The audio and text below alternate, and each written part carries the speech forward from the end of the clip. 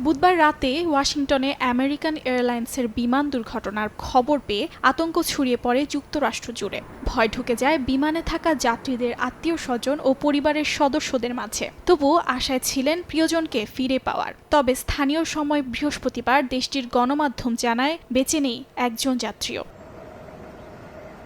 এরই মধ্যে বিমানটিতে থাকা আরোহীদের পরিচয় প্রকাশ করা হয়েছে। বেশিরভাগ যাত্রী ছিলেন যুক্তরাষ্ট্রের নাগরিক। এছাড়াও ফ্লাইটে চীনের 2 জন, লাতিন আমেরিকার 2 জন এবং কয়েকজন রাশিয়ান নাগরিক ছিলেন বলে নিশ্চিত করেছে সংশ্লিষ্ট কর্তৃপক্ষ। আমেরিকান ঈগল ফ্লাইট ব্ল্যাক হক হেলিকপ্টারে ছিলেন যুক্তরাষ্ট্রের 3 জন সেনা সদস্য।